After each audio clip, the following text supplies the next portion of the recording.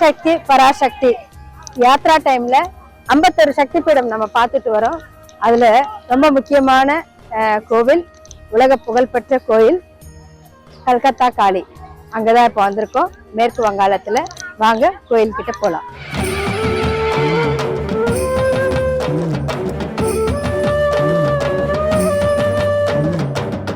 இங்க கல்கத்தால வந்து பாத்தீங்கன்னா வெள்ளை கலரு சிகப்பு கலர் 2 வளையலும் சேர்ந்து இருக்கும்.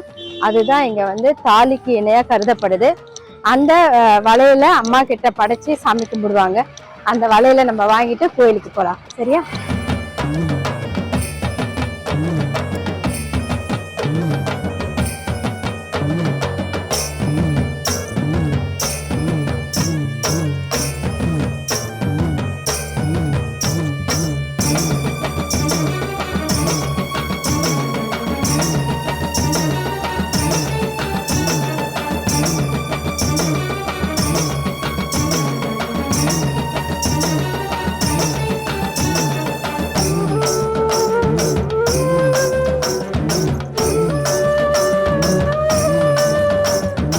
வெஸ்ட் பெங்கால் தலைநகரமான கொல்கத்தால தாங்க இந்த காளி கோயில் அமைஞ்சிருக்கு. இந்தியாவில் உள்ள 4 பெரிய முக்கியமான சக்தி பீடங்கள்ல இந்த கல்கத்தா கோயிலும் ஒண்ணு. இந்த ஸ்தலத்தை பத்தி ஒரு சின்ன குறிப்பை நம்ம பார்க்கலாம். 15ஆம் 16ஆம் நூற்றாண்டுகளில் இந்த கோயிலை பற்றிய குறிப்புகள் வந்து நமக்கு கிடைச்சிருக்கு. முதலாம் குமாரகுப்தா நாணயங்கள் இந்த காளிக்கட்டில் கண்டுபிடிக்கப்பட்டுள்ளது. இதுவே இந்த கோயிலோட பழமைக்கு முக்கிய சான்றா இருக்கு. சிறு குடிசையில் இருந்த இந்த கோவில மானசிங் என்ற அரசரால சின்ன கோவிலா கட்டப்பட்டது. அதுக்கப்புறமா 1809ஆம் வருடம் ராய் சௌத்ரி குடும்பத்தினரால் இந்த கோவில் வந்து இவ்வளோ பெருசா கட்டப்பட்டிருக்கு. கல்கத்தால பாத்தீங்கன்னா நிறைய காளி கோயில்கள் இருக்கு. அதுல சக்தி பீடம் கிட்டத்தட்ட 14 இந்த வெஸ்ட் பெங்கால்ல இருக்குங்க. அதுல ஒரு முக்கியமான சக்தி பீடம் தான் இந்த கல்கத்தா காளி. இந்த கோவில் வந்து பாத்தீங்கன்னா ஆதி கங்கா உக்லி ஆற்றங்கரையில, அதாவது அந்த ஆறோட பேர் வந்து பாகியரதி அப்படின்னு இன்னொரு பேரும் இருக்கு, அந்த ஆற்றங்கரையில இருந்திருக்கு. பிற்காலத்துல வந்து அந்த ஆறு சுருங்கி கிணலா மாறிடுச்சு. அந்த ஆறு வந்து பின்னாடி பக்கம் கிணலா இருக்கு. இந்த காளி கோவில் வந்து ரொம்ப சிறப்பு வாழ்ந்த கோயிலுங்க. அதை பார்க்கறதுக்காக நம்ம வந்திருக்கோம். ரொம்ப சந்தோஷமா இருக்கு. தாயோட அருளும் ஆசையும் இருந்தால் மட்டும்தான் இந்த சக்தி பீடத்துக்குள்ளேயே நம்ம வர முடியும். தாயோட அருள் பரிபூர்ணமா நமக்கு இருக்கு, நம்ம மக்களுக்கு, நம்ம தமிழ் மக்கள் பார்க்குற எல்லாருக்குமே இந்த தாயோட அருளும் ஆசையும் போய் சேரணுங்கிறது என்னுடைய வேண்டுதல், வேண்டுகோளும் கூட. தாய்கிட்ட கிட்டத்தட்ட 16ஆம் நூற்றாண்டுக்கு அப்புறமா இந்த கோயில் வந்து புதுப்பிக்கப்பட்டிருக்கு. அதுக்கு முன்னாடி 2ஆம் நூற்றாண்டு, அப்புறம் 5ஆம் நூற்றாண்டு, 7ஆம் நூற்றாண்டு, 9ஆம் நூற்றாண்டு, 11ஆம் நூற்றாண்டு அப்படின்னு இந்த கோயிலை வந்து புதுப்பிச்சுக்கிட்டே வந்திருக்காங்க. 16ஆம் நூற்றாண்டுக்கு அப்புறமா இந்த கோயில் இந்த வடிவத்துல பெற்றிருக்கு.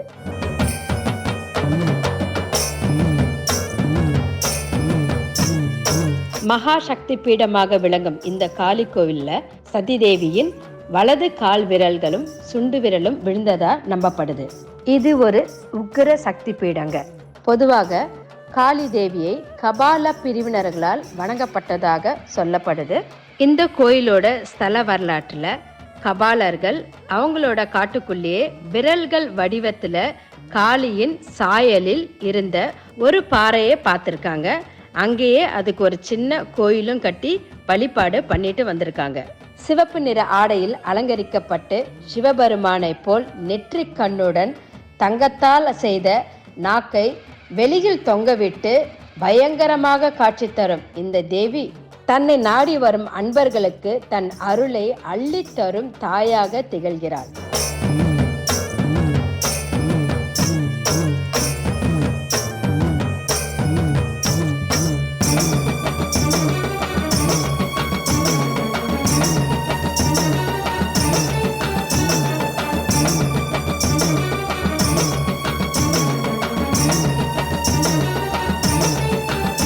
வாங்க. எல்லா சக்தி பீடத்திலையும் பலி கொடுக்கும் ஒரு பீடம் இருக்கு இல்லையா? இங்க வந்து தினமும் 3 வேளையும் வந்து பலி கொடுக்குறாங்க. இது பாருங்க, இதுதான் அந்த பலி கொடுக்கும் இடம். பராசக்திக்கு, காளி தேவிக்கு பலி கொடுக்கும் இந்த பீடம் ரொம்ப முக்கியத்துவம் வாய்ந்ததுங்க. இருக்கிறதுலே நான் பார்த்த இந்த 13 கோயில்ல இந்த இந்த காளி கோயில்ல தான் பலிப்பீடம் வந்து ரொம்ப பெருசா இருக்கு. தினமும் வந்து ஒரு 10-15 பலியாவது இங்க கொடுத்து அம்பாளுக்கு அதை நெய்வேத்தியமா படைச்சு சாமி கும்பிடுவாங்களாம். ரொம்ப சிறப்பு மிக்கது இல்லையா?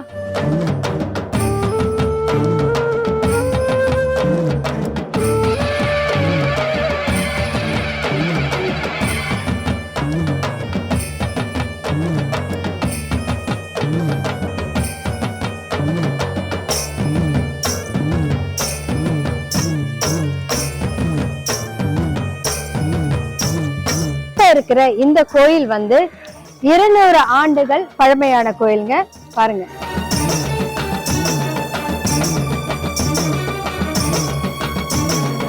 உலகத்தை ஆளும் தாய் காளி தேவி அம்பாளை தரிசிக்கிறதுக்கு கோடி கண்கள் வேணுங்க.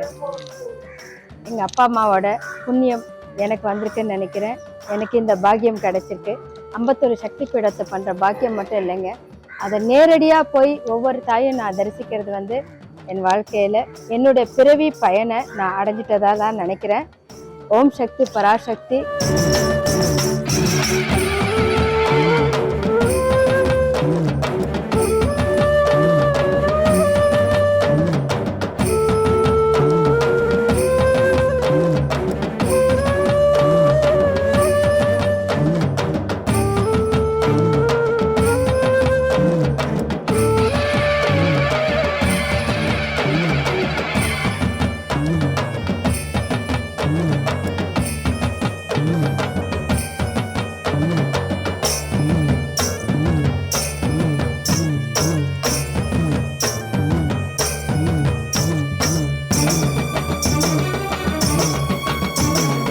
தன் தேவியை காக்க சிவபெருமான் நகுலேஸ்வர பைரவர் என்ற பெயரில் தேவியை காத்து வருகிறார். இந்த கோவில் பார்த்தீங்கன்னா காலையில் 5 மணிக்கே திறந்துடுறாங்க, மத்தியானம் 2 மணிக்கு மூடுறாங்க, மறுபடியும் மாலையில் ஒரு 4 மணிக்கு திறக்கிறாங்க. கிட்டத்தட்ட 9-10 மணி வரையும் இந்த கோயில் திறந்திருக்குங்க. கடவுளுக்கு படைக்கிறதுல வந்து செம்பருத்தி பூக்கு ஒரு முக்கிய இடம் உண்டுங்க. நம்ம எப்படி மல்லிப்பூ வந்து கடவுளுக்கு ரொம்ப உகந்த பூவோ, அதே மாதிரி இந்த செம்பருத்தியும் ரொம்ப ரொம்ப முக்கியமான பூ. பூஜைகளில் நீங்கள் கேரளாலலாம் பார்த்தீங்கன்னா செம்பருத்தி பூ நிறைய யூஸ் பண்ணுவாங்க. அதே மாதிரி இந்த பெங்கால்லையும் எல்லாருமே இந்த பூவை தான், செம்பருத்தி பூவை தான் யூஸ் பண்ணுறாங்க. இந்த பூ ரொம்ப சிறப்பு வாய்ந்தது, புண்ணியங்கள் நிறைந்த பூ. இதை வந்து கடவுளுக்கு படைக்கிற முக்கியமான பூக்களில் இந்த செம்பருத்தி பூவும் உண்டு. நீங்கள் முடிஞ்சால் எந்த கோயிலுக்கு போனாலும் மல்லிப்பூ இல்லை இந்த மாதிரி செம்பருத்தி பூ, அதுவும் இல்லைன்னா பார்த்தீங்கன்னா நம்ம வெள்ளை இருக்க செடியில் இருக்கும் இல்லையா, அந்த பூ கூட நம்ம சுவாமிக்கு சாத்தலாம். அது மகாலட்சுமிக்கு ரொம்ப உகந்தது. இந்த பூவும் மகாலட்சுமிக்கு ரொம்ப உகந்தது. வாங்க கோயிலுக்கு போகலாம். சிவலிங்கத்துக்கு பக்கத்துல ராதை கிருஷ்ணருக்கு சிறு கோயில் கட்டியிருக்காங்க. இங்கேயும் 3 கால பூஜைகள் நடைபெறுது.